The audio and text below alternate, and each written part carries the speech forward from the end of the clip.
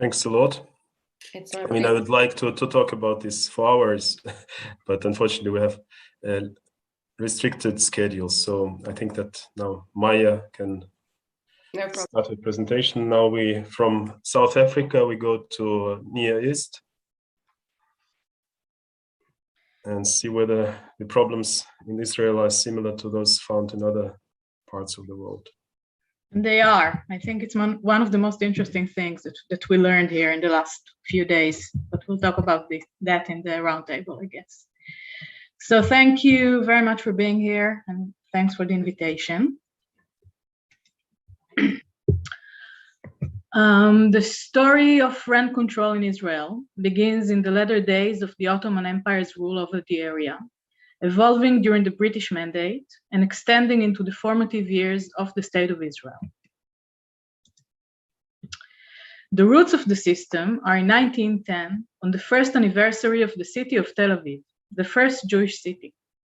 At the time, the city comprised of a handful of residential and public buildings and a main dirt road, and was governed by the Tel Aviv Council, a body acting autonomously under the Ottoman Empire's regime and fully trusted by the city's residents. In 1910, the Tel Aviv Council published regulations for the city's administration, which led to a rift between landlords, tenants, and subtenants. Landlords were granted full voting rights, property rights, and the eligibility to vote for and run for administrative positions, which in effect ensured their hold over the city. Tenants were granted fewer rights, whereas subtenants were completely stripped of rights. At this point, the landlords and tenants began to associate respectively in their own rival unions that would act towards each party's political, economic, and social interests. In 1910 till 1915, the Tel Aviv Council found itself inundated in complaints filed on part of landlords and tenants, voicing allegations regarding the relations and rent levels. In about 1915, as the tensions grew between the two parties and complaints began amassing, the council established the Conciliarity Committee of the Tel Aviv Council, an internal community tribunal that mediated on rent disputes, operating with the consent of both parties and comprised of representatives of the landlords and tenants. The Conciliarity Committee served as an alternative to the Ottoman judicial system, offering an internal community judiciary. In this regard, the committee could be perceived as a link in a long Jewish tradition of non-formal and autonomous arbitration undertaken by Jewish communities around the world, which were estranged from the foreign regime and ambivalent towards local law. On this backdrop, the turn of events just several years after the establishment of the Conciliarity Committee is of particular interest. So on December 1917, British troops entered the land of Israel, effecting a change of government. In the wake of World War I, Tel Aviv saw a massive influx of immigrants and a huge expansion that led to steep rent hikes. Growing tensions between landlords and tenants and their failure to settle their disagreements led the tenants' associations to appeal to the British military government to intervene through official legislation. This was the backdrop for the birth in 1919 of the first rent control law in the land of Israel. The regulatory legislation of 1919 was not an import of British law, but an original legislation. It established two basic principles that will be part and parcel of Israel's tenant protection laws in the following decades: rent freezes and eviction restrictions. As part of the directive, regional governors were authorized to set rent caps in their jurisdiction. From 1922 to 1932, rent control petered out, mostly due to a severe economic crisis, until it was put back on the agenda in 1933. The increasing immigration of Jews from Europe pushed up rents and created a housing shortage that renewed animosity between landlords and tenants, and the hostility between the two parties reached new heights. Various bodies, led by the Tel Aviv municipality, pled with the British Mandate government to take action and put in place operative measures for rent control. This effort finally came to fruition with the Landlords and Tenant Act, adopted on April 1934, allowing city councils to adopt or reject the act at their discretion. The act was to a large extent the outcome of efforts on the behalf of the Tel Aviv municipality, together with the tenant associations. Their influence, however, was not limited merely to the decision to enact the law per se, but extended to the letter of the law as well. In this respect, the 1934 Landlords and Tenant Act is a fascinating case study in which civilian community influenced state law and shapes it according to the community's needs and ends. From 1934 onwards, the act was extended on a yearly basis, which led each year to heated debates regarding its letter, scope, and content, wherein both parties tried to solicit amendments serving their own benefit. However, in time, and with a surge of development in the country, tenant protection became less relevant, and by the time World War II broke out, the only city in Israel that still enforced rent control was Haifa. This state of affairs changed with the progression of the war, which deeply impacted the housing market in mandatory Palestine.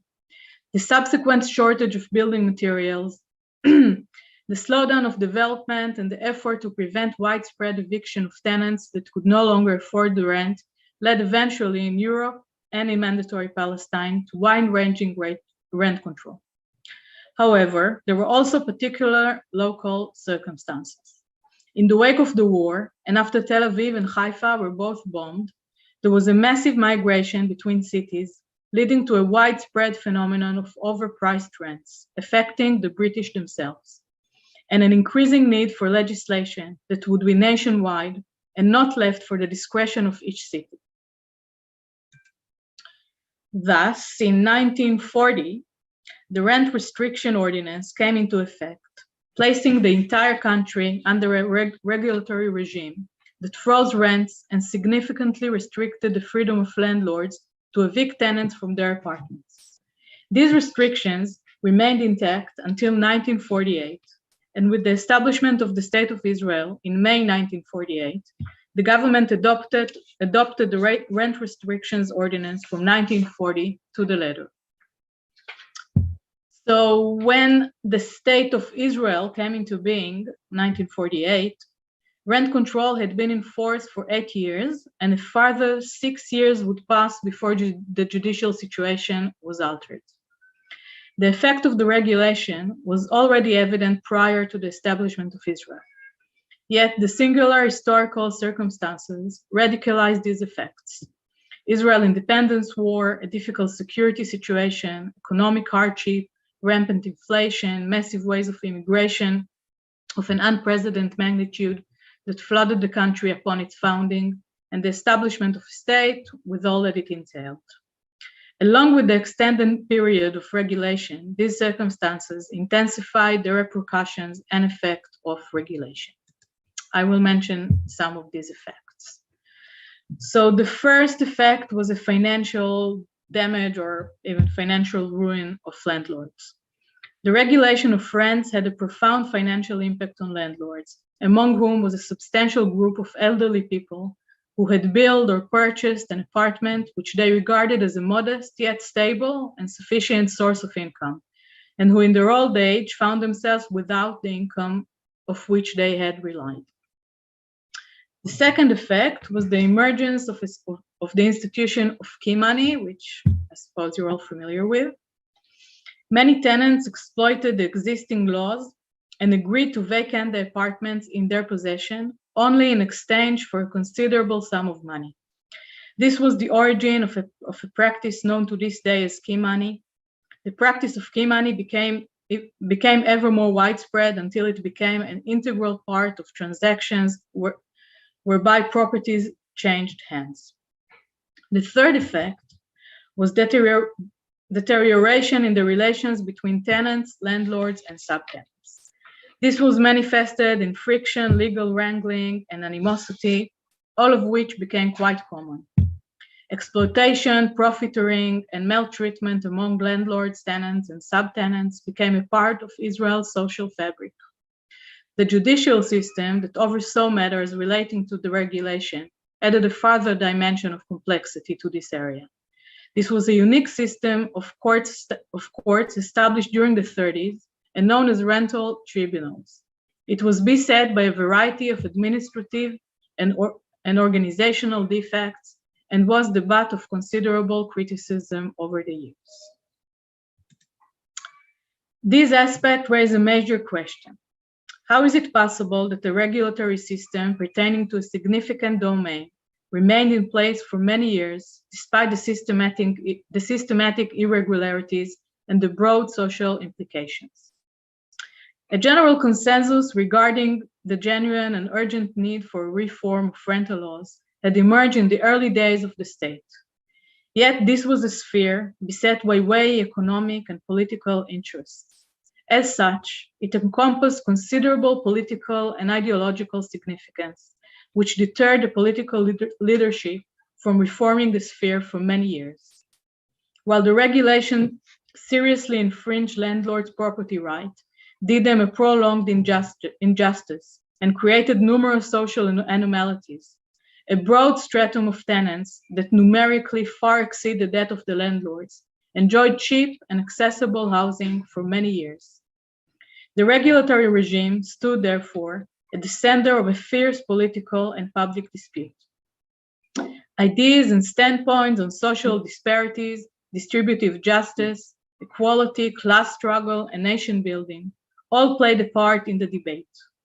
The passive policy taken by the government can also be explained by sheer necessity created by the economic circumstances and the housing shortage. The fact that this was a meaningful and accessible economic resource that could be easily controlled, the political weakness of the unrepresented sector of the landlords, which constitute the minority whose rights could be infringed with impunity, the desire to offer an economic benefit to tenants, and the worldview that did not sanctify private property. From all these reasons, a law intended to make reforms in the sphere of tenant protection aroused fierce political and social controversy that jeopardized the ability to make a final decision on the matter. And so, during the period between 1948 and 1954, considerable uncertainty prevailed in regard to the government's intention as well as its ability to pass legislation regulating the country's rental market. Only in 1954, 14 years after the British Rent Control Ordinance was legislated, a new policy was implemented. The Tenant Protection Law from 1954 abolished the rent limitation order and for the first time since 1940, raised the rent for rent-controlled apartments. Thank you. Thanks a lot, Maya. It was perfect time management. So may I use the privilege to ask the first question. I remember in one of your papers you mentioned the issue of subtenants. So the tenancy, as far as I remember, I may be wrong, the rent control only applied to the main tenant, or let's say to the landlord, but not to the main tenant. So the main tenant could sublet, and there were no limitations on these rents. Yep. So, yeah, that's exactly what happened. And during you could be renting an apartment for 10 euros while you are charging your subtenants 100 euros. And worse, the people were renting a whole apartment, an entire apartment, and they were renting or letting out to subtenants a room or two rooms. So they were making like hundreds of percents profit from the apartments on the expense of the landlords, which received nothing. Like the inflation was so rampant from 1940 to 1954, like everything raised, starting vegetables and everything, and rent remained as it was from 1940, which was almost irrelevant to it was zero income. For free. Yeah. For free. Yeah. Okay, Alexander, you have a question. Let's see. Well, in my comparative research, also this mechanism of subletting provided for the most of the abuses and even the corruption, and I would like to know how it actually functioned in Israel in terms of this key money. When is the moment and how they negotiate and how they find them? For instance, I found this even on the level of advertising, that where there was no fear actually for these parties that were actually advertising their services and asking for the precise amount of money in order to make this transfer. Is this the moment when the person enters the tenancy that he is supposed to pay to the landlord in order to compensate him or her for this loss of let's say income and profit in the prospective years, or something else? Thank you. So it's a very, very interesting question. This whole phenomenon of key money is it's a very complicated and interesting topic. The British tried to fight it. The Israeli government tried to fight it. It was considered to be like an integral part of all real estate deals that were made. Like everyone were doing it. At some point, they legislated a criminal law against it, and it still didn't help. Nothing helped. People were still doing it in spite of the attempts to enforce it, in spite of the fact that it was criminal to do it. Only in 1958, basically, the Israeli government caved in. They realized that that's the way it is. People are doing it, so they might as well regulate it. And they had a public committee and a very complicated mechanism in which at least the landlords would receive 30% of this amount. But for 28 years, they tried to fight it, the British and the Israeli, and they failed. They all failed. Yeah. In addition to the subletting issue in the New York post-war rent freeze system, another major complaint of landlords was you often had elderly tenants living in larger apartments and arguably space that they didn't need, but that led to key money, black market kind of actions, and they never really resolved that until they installed the rent stabilization system, which changed the way apartments were regulated. Yeah, makes sense. Okay, Max, please. Yes. Hey, thank you very much for your presentation. I would like to know, when you mentioned the conciliarity committee, if this was an effective way to limit rent increases, actually. Yeah. Well, I wrote a paper on this tribunal alone. It's a fascinating topic.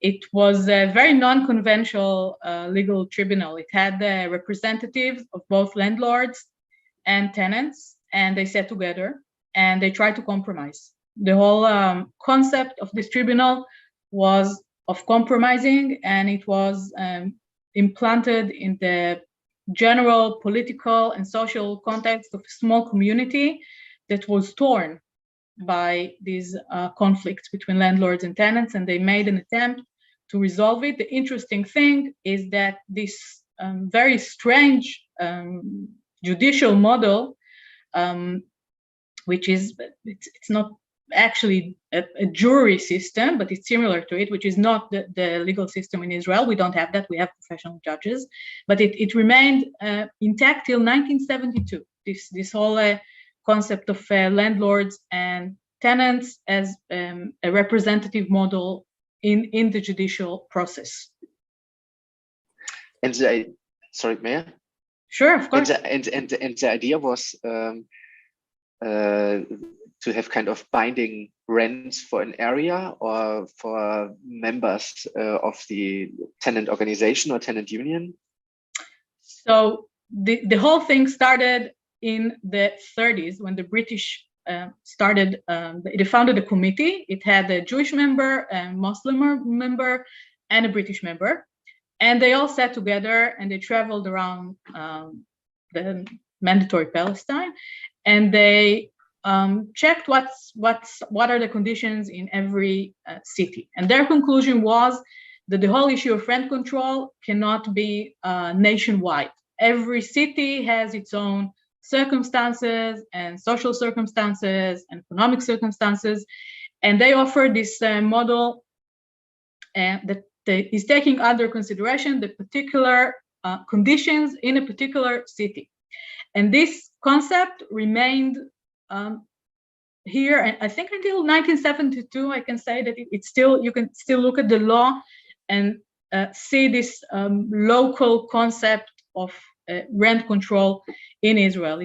It began with giving the local municipalities the authority to actually decide whether rent control would apply in their city, and many cities decided that it's not.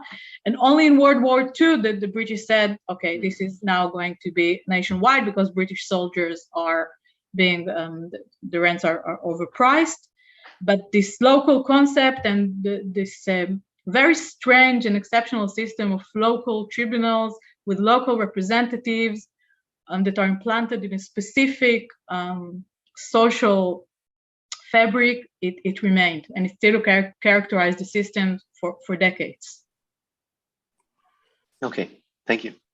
I should add to this that this system that you mentioned, where participants of both landlords and tenants participated, representative of both tenants and landlords participated, is not that rare, not that seldomly used, because in my database that I mentioned yesterday, I'm also collecting data on such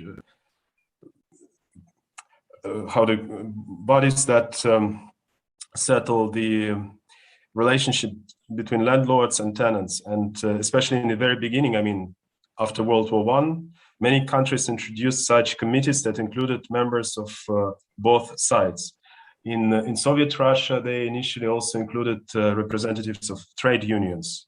So this is quite a widespread system. It's only, I think, in the US that they, from the very beginning, started to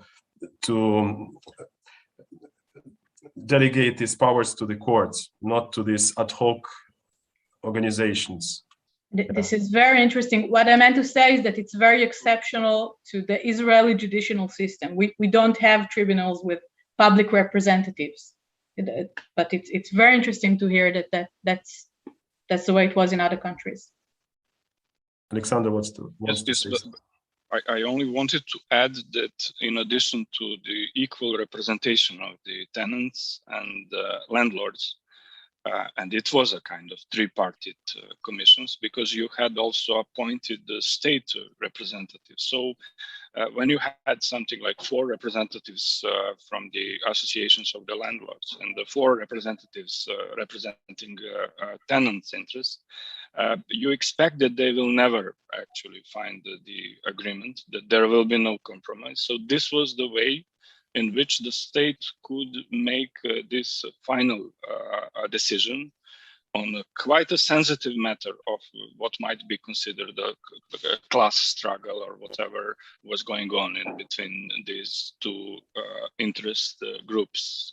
So this is how it functioned in Yugoslavia, Bulgaria, and Czechoslovakia.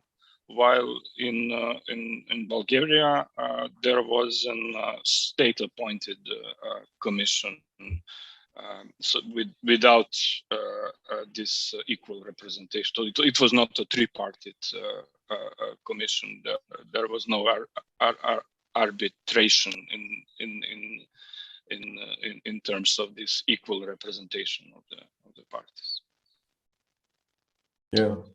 But it's interesting to see how many countries independently from each other came upon the idea to organize the committees, including representatives of both sides, and as Alexander said, also sometimes of the government. Okay, that was a very interesting discussion. Now we need a bit of break. So according to the schedule, we should start at 3:15. So let's do at least, let's pretend that we are democratic. Do you want to have the 15 minutes pause, or you're ready to come back in 7 minutes? So you can raise your hands. 7 minutes is fine. Fine with me as well. Okay, then we'll see each other in 7 minutes. Have a nice break.